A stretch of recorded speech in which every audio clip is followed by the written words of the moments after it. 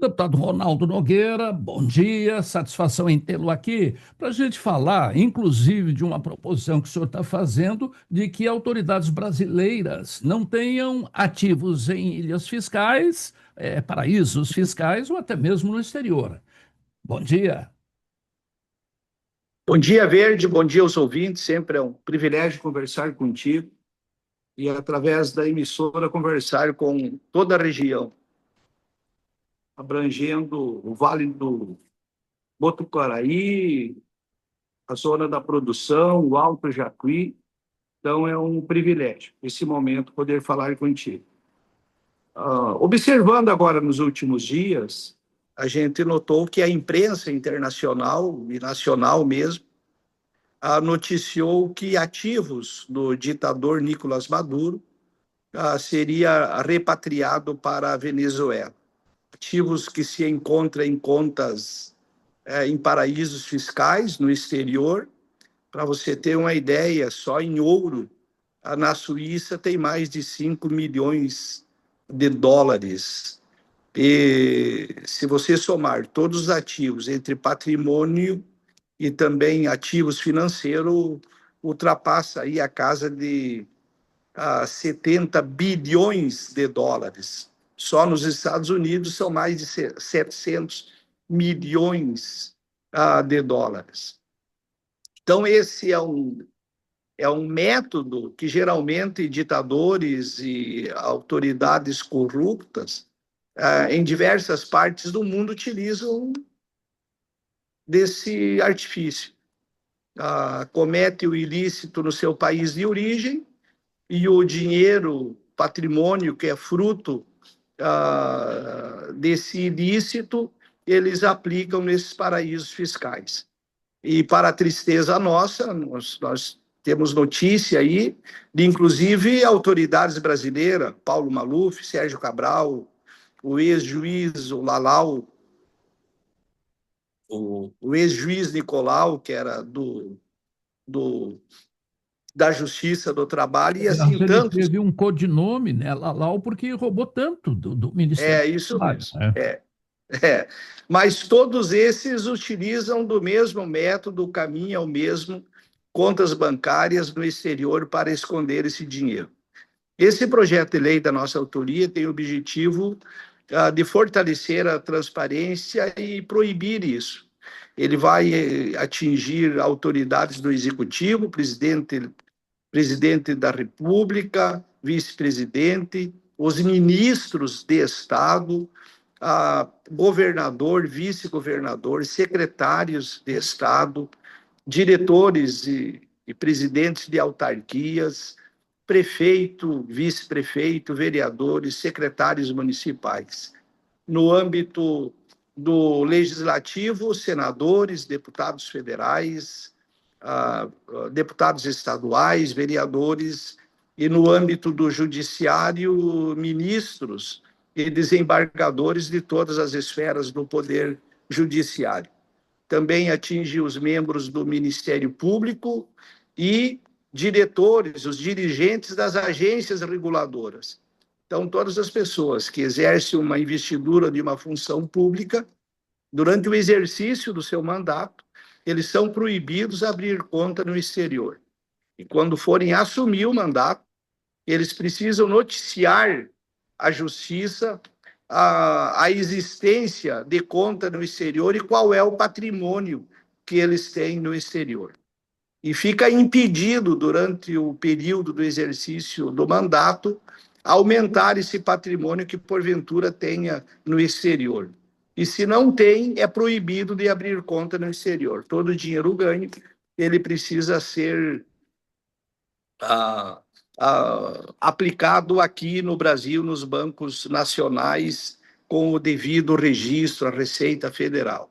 Com isso, nós fortalecemos a transparência, a gente coloca mais uma dificuldade para que o dinheiro oriundo da corrupção, do crime organizado, ele seja desviado e aplicado em paraísos fiscais.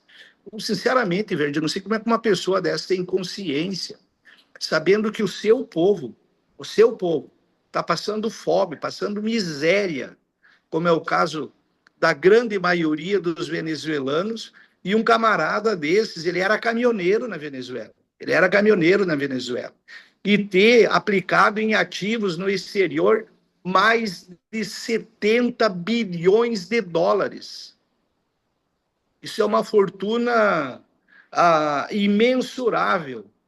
E o pior é que todos esses sujeitos que têm esse comportamento, eles sempre utilizam o mesmo método de discurso. Preocupado com o povo, é representante do povo, se preocupa com o povo, está do lado da pobreza, sim, está do lado da pobreza para ter um subterfúgio, para poder roubar dessa própria pobreza. Porque todo esse dinheiro que foi desviado nessas contas, agora a Justiça Internacional há de repatriar esses recursos para que esse dinheiro volte para a Venezuela, para o povo venezuelano, a quem tem realmente de direito. Mas o projeto de lei, ele atinge autoridades aqui do Brasil, para que nós não venhamos continuar aí com a tristeza de ver esse tipo de comportamento também com autoridades brasileiras. Muito bem. Deputado, o seu trabalho regional, eu gostaria que o senhor descrevesse. A gente vai ao Tiúco, vai ao Mormaço, vai a qualquer lugar aqui da região, sempre tem a participação do deputado Ronaldo Nogueira. Nós sempre procuramos aí dar uma atenção especial para os municípios da região aí, agora, principalmente nesses últimos 2 anos aí, 2024 e 2025, o nosso mandato aí trabalhou aí, a gente atendeu em torno de 140 municípios e a gente conseguiu aí ajudar a viabilizar aí, através de recursos extra-orçamentários, através de parcerias com o governo federal e outros parlamentares, como é o caso do senador Mourão, o deputado Carlos Gomes, aí foram mais de 70 milhões de reais aí que foram aplicados na assistência social, na agricultura, na educação, nos hospitais, na saúde, na infraestrutura, no esporte, na segurança, nas mais diversas áreas, esses municípios aí foram beneficiados. Nós procuramos atender de uma forma ou outra todos os municípios da região, que envolve o Alto da Serra do Tucaraí, Alto Jacuí e Zona da Produção. Mas também, Verde, é importante nós dizer... Eu só queria fazer um complemento. Além das emendas, o senhor também viabiliza muito recurso junto aos ministérios pela experiência que tem, né? Sim, a gente tem aí uma boa relação em Brasília e isso nos ajuda muito aí que nós consigamos aí ajudar o município, muitas vezes em questões de projetos que estejam travados lá no Ministério e não estejam andando, e a gente conseguiu viabilizar muitos recursos aí para esses municípios. É importante nós também enfatizar que o mandato ele também é posicionamento. Nós utilizamos aí mais de 105 vezes a tribuna da Câmara dos Deputados, manifestando o nosso posicionamento sobre temas importantes da nossa comunidade, de interesse do Estado do Rio Grande do Sul. Foram mais de 181 matérias legislativas ao qual nós participamos, 36 projetos de leis, 2 propostas de emenda constitucional. Eu cito aqui, por exemplo, nós temos aí o caso dos beneficiários do BPC, que eles recebem o auxílio de um salário mínimo, mas não tem o 13º. Tem um projeto de lei nosso que dá a esse o direito de ter o seu 13º. Nós estamos trabalhando nisso. Isso não é de uma hora para outra para conseguir.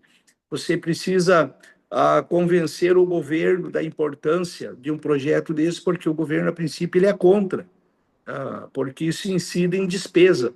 Mas o governo tem que pensar em economizar em outras áreas e permitir que esses brasileiros trabalhadores que não conseguiram contribuir para a Previdência Social ou pessoas com deficiência física que não consegue exercer uma atividade laboral, eles também têm direito ao seu 13º.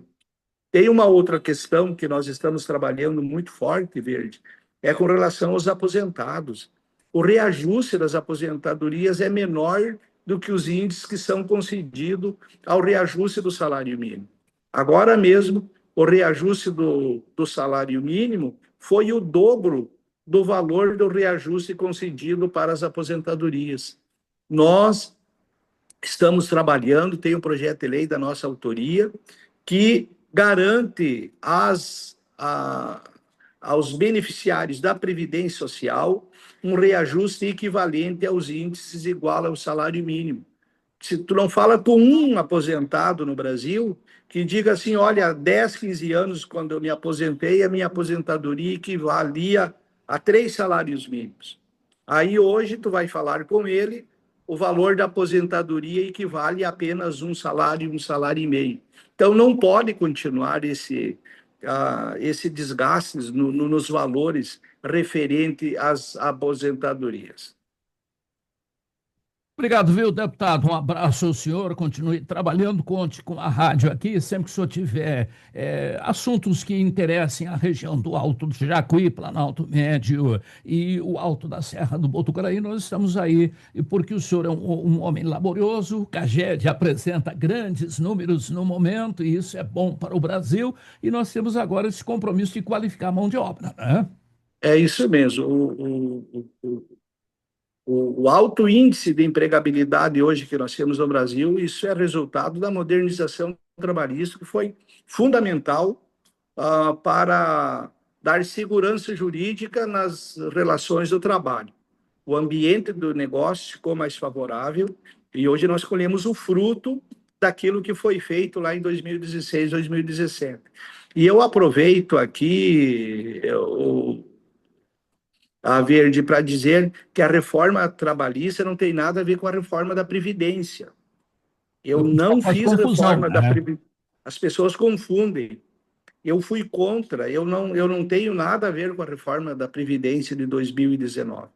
Então, muitos aí confundem, muitas vezes, a reforma trabalhista foi em 2016 e 2017. A reforma da Previdência foi em 2019.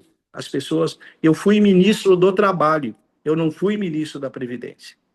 Tá certo. Um abraço, deputado. Bom dia, bom fim de Obrigado. semana para o senhor, hein? Obrigado, Verde.